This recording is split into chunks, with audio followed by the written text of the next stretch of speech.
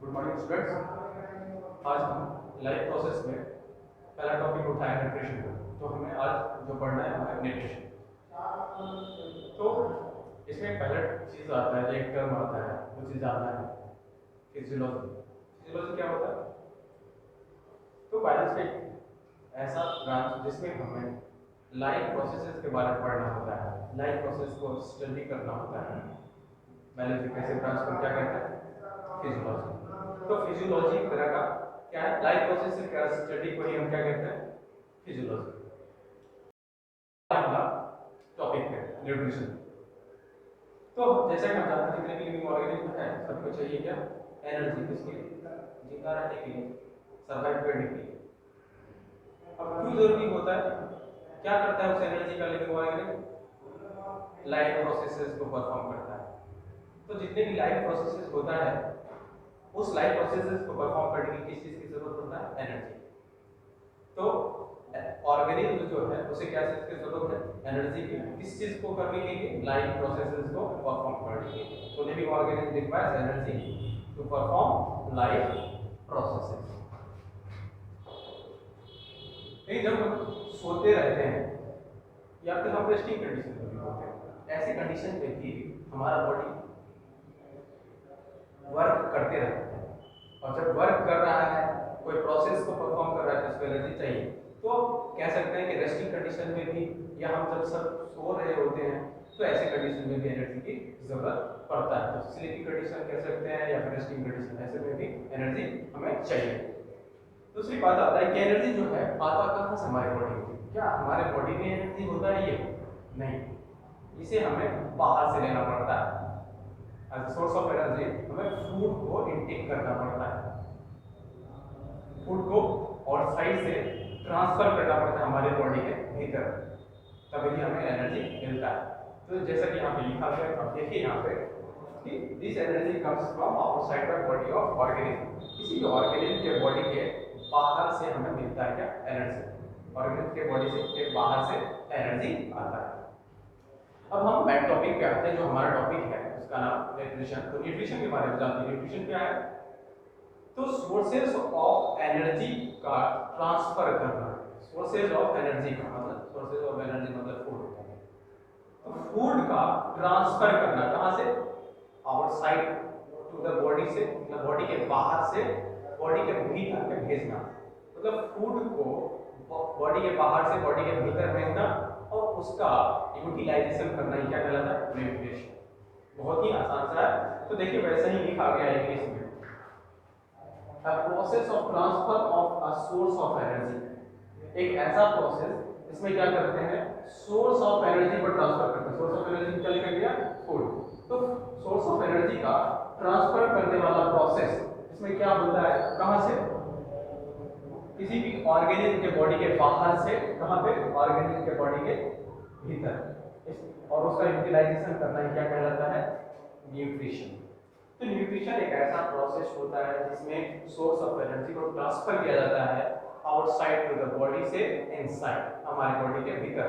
और उस source of energy को हम हमारे द्वारा यूटिलाइज करना ही क्या कहलाता है? न्यूट्रिशन। अब जो है हम आगे बढ़ते हैं। ये जो है हमने बताया, जो डेफिनेशन बताया है वो है मॉलिक्यूलर मूवमेंट के बेसिस पे। जैसे हमने बताया था मॉलिक्यूलर मूवमेंट में क्या है? मॉलिक्यूलर मूवमेंट जो है लिविंग ऑर्गेनिज्म का डिफाइनिंग कैरेक्टरिस्टिक फीचर था, इसलिए उसके बेसिस पे हमें इसका डेफिनेशन कुछ ऐसा लिखा है, ट्रांसफर करना, मॉलिक्यूल को ट्रांसफर करना आउटसाइड टू द इनसाइड। लेकिन हम जनरली जो डेफिनेशन जानते हैं वो ये है कि कहते हैं कि फूड को इनटेक करना और उसका यूटिलाइजेशन करना। फूड में क्या होता है? न्यूट्रिएंट होता है। कहने का मतलब न्यूट्रिएंट को इनटेक करना और उसका यूटिलाइजेशन करना। किसके द्वारा? ऑर्गेनिज्म के द्वारा। तो किसी भी ऑर्गेनिज्म के द्वारा न्यूट्रिएंट को इनटेक करना और उसका यूटिलाइजेशन करना ही क्या कहलाता है? न्यूट्रिशन। तो देखिए यहाँ पे the process of intake of nutrients and their utilization by organism is called nutrition। तो ये बहुत ही साधारण सा डेफिनेशन था जिसके बारे में मैंने आपको बता दिया है। तो ये जो है सोर्स ऑफ एनर्जी हमें बाहर से लेना पड़ता है और आ गया हमारे बॉडी में क्या हो सकता है? लाइफ प्रोसेस कंटिन्यूसली होते रह सकता है, परफॉर्म होते रहेगा। लेकिन लाइफ प्रोसेस एनर्जी के बाद भी, एनर्जी मिल गया ये काफ़ी नहीं है हमारे बॉडी को, और भी बहुत सारे एक्टिविटीज़ को परफॉर्म करने पड़ते हैं, और बहुत सारे ऐसे एक्टिविटीज़ को परफॉर्म करने के लिए और भी दूसरे तरह के न्यूट्रिएंट्स की जरूरत पड़ता है, दूसरे तरह के मटेरियल की जरूरत पड़ता है। तो वही लिखा गया है कि we also need materials from outside in order to grow. हमारे बॉडी को यदि ग्रो करना है तो हमें मटेरियल चाहिए, कहाँ से? बाहर से। हमारी बॉडी को डेवलप होने के लिए भी एनर्जी चाहिए, मटेरियल चाहिए। हमारा बॉडी जो है यदि कोई चीज़ का फॉर्मेशन कर रहा है, सिंथेसिस कर रहा है, जैसे प्रोटीन का सिंथेसिस कर रहा है, तो भी मटेरियल चाहिए। या कोई चीज़ और भी बनाना होगा, दूसरे सब्सटेंस को बनाना है जो हमारे बॉडी के लिए ज़रूरी है, ऐसे मटेरियल की भी ज़रूरत पड़ता है, तो हमें उस मटेरियल को भी हमें बाहर से ही लेना पड़ता है। ठीक है, तो आपको समझ में आ गया होगा न्यूट्रिशन क्या होता है, तो इसको आप नोट कीजिए और आगे बताते हैं। हाँ, तो अपने टॉपिक थोड़ा सा आगे बढ़ते हैं न्यूट्रिशन में, तो देखते हैं न्यूट्रिशन थोड़ा सा आगे। जैसे मैंने बताया न्यूट्रिशन में क्या होता है, फूड को ट्रांसफर किया जाता है outside to the inside. Organism के बॉडी के भीतर फूड को ट्रांसफर करना है, कहाँ से? आउटसाइड से। इसी प्रोसेस को हमें कहते हैं न्यूट्रिशन। अब अलग अलग जो है ऑर्गेनिज्म, जितने यहाँ पे दुनिया में वैरायटी ऑफ ऑर्गेनिज्म, इतनी ज़्यादा वास्ट वैरायटी ऑफ ऑर्गेनिज्म है कि उसका बॉडी का कॉम्प्लेक्सिटी अलग अलग है। तो जैसा ऑर्गेनिज्म है उसमें फूड के ट्रांसपोर्ट का प्रोसेस भी अलग अलग होता है। जैसे सिंपल ऑर्गेनिज्म जो होता है उसका बॉडी जो है एनवायरनमेंट के डायरेक्ट कांटेक्ट में होता है। अब डायरेक्ट कांटेक्ट में है, पूरा का पूरा बॉडी एनवायरनमेंट के डायरेक्ट कांटेक्ट में होता है, इसलिए एक सिंपल सा प्रोसेस के द्वारा, डिफ्यूजन के द्वारा फूड को वो ट्रांसफर कर सकता है अपने बॉडी। बाहर से फूड को अपने बॉडी में यदि लाना होगा तो एक सिंपल सा प्रोसेस को परफॉर्म करना पड़ेगा और उसी से वो फूड मटेरियल को अपने बॉडी में ट्रांसफर कर सकता है। किस प्रोसेस के द्वारा? डिफ्यूजन के द्वारा। वही लिखा गया है, देखिए यहाँ पे न्यूट्रिशन को जो है ऑर्गेनिज्म के कॉम्प्लेक्सिटी के बेसिस पे डिवाइड किए गए हैं न्यूट्रिशन को। तो देखिए सिंपल ऑर्गेनिज्म में कैसे होता है फूड का ट्रांसफर। सिंपल ऑर्गेनिज्म जो होता है वो एनवायरनमेंट के directly contact, simple organism are in direct contact with environment, environment के डायरेक्ट कांटेक्ट में होता है, इसीलिए transfer of source of energy is carried out by diffusion. ये चीज लिखा हुआ होता है। कॉम्प्लेक्स ऑर्गेनिज्म जो होता है, कॉम्प्लेक्स ऑर्गेनिज्म का कुछ ही पार्ट्स एनवायरनमेंट के डायरेक्ट कांटेक्ट में होता है, पूरा पार्ट जो है एनवायरनमेंट के डायरेक्ट कांटेक्ट में नहीं होता है। अब पूरा पार्ट कांटेक्ट में नहीं होता है तो कुछ पार्ट डिफ्यूजन को सो भी कर ले तो पूरा का पूरा जो है बॉडी में जितने भी सेल्स हैं, जितने भी टिश्यू हैं, जो भी उसकी रिक्वायरमेंट होगी वो फुलफिल नहीं हो पाएगा। ऐसा थोड़ी है कुछ सेल को मिल गया मटेरियल तो सारे लिविंग एक्टिविटीज जो भी था, लाइफ प्रोसेस था, सब के सब परफॉर्म हो जाएंगे। जो बाकी जो सेल है उसको भी तो चाहिए, और उसको यदि न्यूट्रिएंट नहीं मिलेगा, कोई मटेरियल की कमी हो गया तो डेफिशिएंट हो गया, तो धीरे धीरे वो सेल डेड हो जाएगा। तो कॉम्प्लेक्स ऑर्गेनिज्म का बॉडी जो होता है एनवायरनमेंट के डायरेक्ट कांटेक्ट में नहीं होता, कुछ ही पार्ट्स जो है एनवायरनमेंट के डायरेक्ट कांटेक्ट में होता है और मैक्सिमम पार्ट जो होता है वो इंटरनली होता है। वही लिखा गया है कि सब parts of the organism are directly connected with environment. Complex organism का कुछ ही पार्ट जो होते हैं एनवायरनमेंट के डायरेक्टली कांटेक्ट में होते हैं। इसीलिए कहते हैं कि सोर्स ऑफ एनर्जी को यदि ट्रांसफर करना है कॉम्प्लेक्स ऑर्गेनिज्म में, एक नया तरह का भी अपनाना पड़ेगा, नया तरीका अपनाना पड़ेगा। और नया तरीका क्या है? ऐसे ऑर्गेनिज्म जो है अपने बॉडी में एक नया तरह का स्पेशलाइज्ड स्ट्रक्चर का फॉर्मेशन कर लेता है, स्पेशलाइज्ड ऑर्गन का फॉर्मेशन कर लेता है, जिससे क्या कर सके फूड को ट्रांसफर कर सके बाहर से अपने बॉडी के भीतर, बाहर से अपने बॉडी के भीतर भेजने के लिए। किसको? इसी फूड को बाहर से अपने बॉडी को बाहर से अपने बॉडी के भीतर भेजने के लिए एक नया तरह का ऑर्गन का फॉर्मेशन कर लेता है, कौन? Multicellular organism. तो वही देखिए यहाँ पे लिखा गया है। So the transfer of source of energy requires a specialized way की जरूरत पड़ता है इसमें मल्टीसेलुलर या कॉम्प्लेक्स ऑर्गेनिज्म में, जो क्या करता है, जो किस चीज का डिजाइन किया गया होता है, एक वेल ऑर्गेनाइज्ड टिश्यू का, एक वेल ऑर्गेनाइज्ड टिश्यू, जिसको ये टिश्यू मालूम क्या होता है, ऑर्गन, वेल ऑर्गेनाइज्ड ऑर्गन का बना हुआ होता है, डिजाइन किया गया होता है, जो क्या कर सकता है सोर्स ऑफ एनर्जी को ट्रांसफर कर सकता है बाहरी एनवायरनमेंट से हमारे बॉडी के भीतर।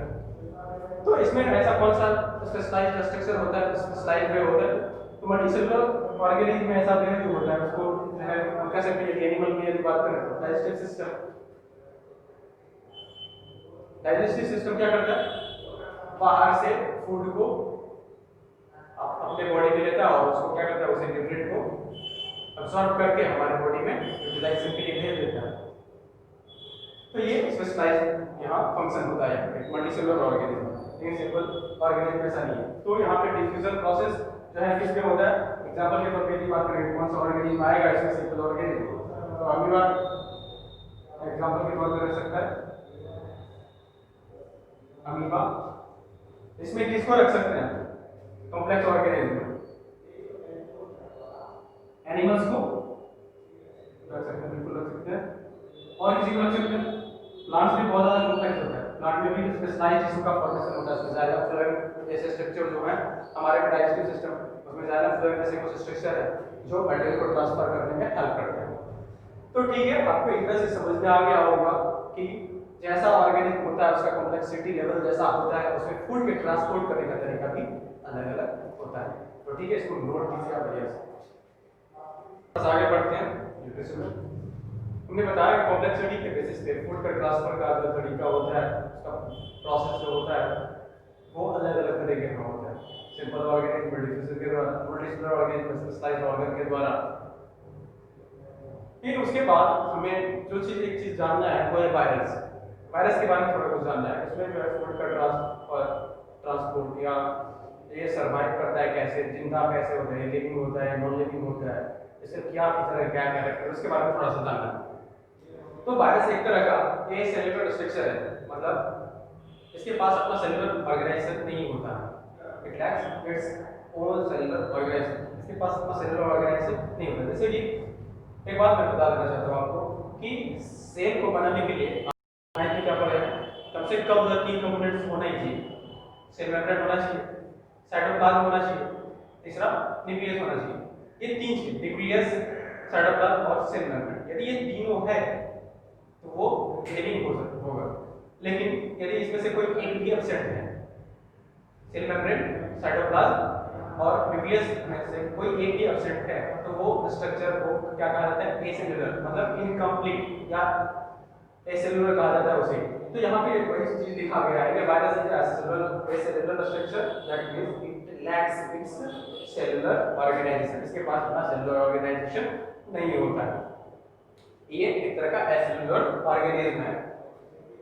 अब क्योंकि ये एसेलुलर है, तो क्या बात है कि ये एसेलुलर है, तो हम जानते हैं, कहीं भी आपको पता होगा तो मैं आपको बता दूं कि इसमें जो है साइटोप्लाज्म नहीं होता है। जितने भी मेटाबॉलिक एक्टिविटीज होते हैं, मैक्सिमम मेटाबॉलिक एक्टिविटीज जो होते हैं वो साइटोप्लाज्म में ही परफॉर्म होता है। लेकिन ये ऑर्गेनिज्म जो है कहते हैं ये एसेलुलर है। ये जो वायरस जो होता है, वायरस में साइटोप्लाज्म होता ही नहीं, एक तरह का जेनेटिक मटेरियल है। वायरस एक तरह का जेनेटिक मटेरियल जैसे ही पड़ा होता है कहीं। अब इसमें साइटोप्लाज्म है नहीं, जहां मेटाबॉलिक एक्टिविटी होता है, तो बिना साइटोप्लाज्म के मेटाबॉलिज्म हो नहीं सकता है। तो जैसे ही किसी बॉडी के भीतर जाता है, किसी बॉडी के भीतर एंटर करता है, तो उसके मेटाबॉलिक मशीनरी को क्या करता है, उस टेक ओवर करने लगता है। मतलब जिसके बॉडी के भीतर गया उसके मेटाबॉलिक मशीनरी को अपने अंडर में ले लिया, कहने का मतलब उसके साइटोप्लाज्म को अपने अंडर में ले लिया अपना काम करने के लिए। ये ऐसा ऑर्गेनिज्म, ये ऐसा है वायरस। तो इसमें लिखा गया है, देखिए यहाँ पे वायरस एक तरह का वायरस जो है नॉन लिविंग होता है बाहर में, क्योंकि इसके पास अपना साइटोप्लाज्म नहीं है। मैंने आपको बताया कि 3 चीज, साइटोप्लाज्म, न्यूक्लियस और सेल मेम्ब्रेन, इनमें से तीनों में से कोई एक भी एब्सेंट है वो नॉन लिविंग होगा। तो इसमें साइटोप्लाज्म नहीं होता है, इसलिए इसमें क्या लिखा है, virus is non living when outside. जब ये बाहर होता है, होस्ट के बॉडी के बाहर होता है, ये नॉन लिविंग होता है। लेकिन जब ये because they do not show molecular movement, अब जो है यहाँ पे एक चीज लिखा गया है मॉलिक्यूलर मूवमेंट के बारे में, क्योंकि ये मॉलिक्यूलर मूवमेंट को शो नहीं करता है। वायरस जो है नॉन लिविंग होता है क्योंकि ये मॉलिक्यूलर मूवमेंट शो नहीं करता। हम आपको बता दें कि मॉलिक्यूलर मूवमेंट होता ही कहाँ है, साइटोप्लाज्म में। मॉलिक्यूलर मूवमेंट क्या होता है, साइटोप्लाज्म है, मॉलिक्यूलर मूवमेंट नहीं होगा। मॉलिक्यूलर मूवमेंट नहीं हो रहा है इसलिए वो नॉन लिविंग है। तो वायरस में जो है मॉलिक्यूलर मूवमेंट नहीं होता है। तो नेक्स्ट पॉइंट देखते हैं, जैसे ही सेल के भीतर वायरस एंटर करता है, वो होस्ट के मेटाबॉलिक मशीनरी को अपने अंदर में ले लिया और क्या करेगा, उससे अपना जो है प्रोडक्ट का फॉर्मेशन करेगा। जैसे प्रोटीन बनाना है तो प्रोटीन का फॉर्मेशन करेगा, या आपको नंबर बनाना तो नंबर उसी के हेल्प से बढ़ाएगा। तो यहाँ पे देखिए लिखा गया कुछ ऐसा, as it enters inside the host cell, जैसे ही ये होस्ट सेल के भीतर, होस्ट किसको कहते हैं, जिसके बॉडी के भीतर वो एंटर करता है, जिस सेल के भीतर एंटर करता है वायरस, उस सेल को ही क्या कहा जाता है, होस्ट सेल। या जिस ऑर्गेनिज्म की बॉडी के भीतर एंटर करता है वायरस, उस ऑर्गेनिज्म को, उस वायरस के लिए क्या कहा जाता है, होस्ट ऑर्गेनिज्म। तो जैसे ये वायरस से किसी होस्ट सेल के भीतर एंटर करता है तो ये क्या करता है, उस सेल के मेटाबॉलिक मशीनरी को क्या करता है, टेक ओवर करने लगता है, खुद से टेक ओवर करने लगता है, अपने अंडर में ले लेता है। और ये क्या हो जाता है, लिविंग फीचर को शो करने लगता है। मतलब अब उसमें क्या चीज की कमी थी, साइटोप्लाज्म नहीं था, और साइटोप्लाज्म जो है मेटाबॉलिक मशीनरी है, वो सेल जो था उसके मेटाबॉलिक मशीनरी को अपने अंडर में ले लिया। इसलिए वायरस जो है किसी होस्ट के बॉडी के भीतर जाते ही लिविंग कैरेक्टर को शो करने लगता है। तो जब तक वो बाहर होता है तो नॉन लिविंग होता है, क्योंकि मॉलिक्यूलर मूवमेंट होता नहीं। जैसे ही वो किसी होस्ट सेल के भीतर जाता है मॉलिक्यूलर मूवमेंट होने लगता है, क्योंकि वो होस्ट सेल के मेटाबॉलिक मशीनरी को अपने अंडर में ले लेता है, टेक ओवर करने लगता है उसको, और इसके मॉलिक्यूलर मूवमेंट होने लगता है। जैसे मॉलिक्यूलर मूवमेंट होना शुरू हुआ, वो नॉन लिविंग से लिविंग कैरेक्टर को शो करना शुरू कर देगा। तो आज के लिए हम यहीं तक रहने देते हैं। नेक्स्ट क्लास में हम मोड ऑफ न्यूट्रिशन के बारे में स्टडी करेंगे, मोड ऑफ न्यूट्रिशन के बारे में बताएंगे। तो ठीक है, आज यहीं तक रहने देते हैं।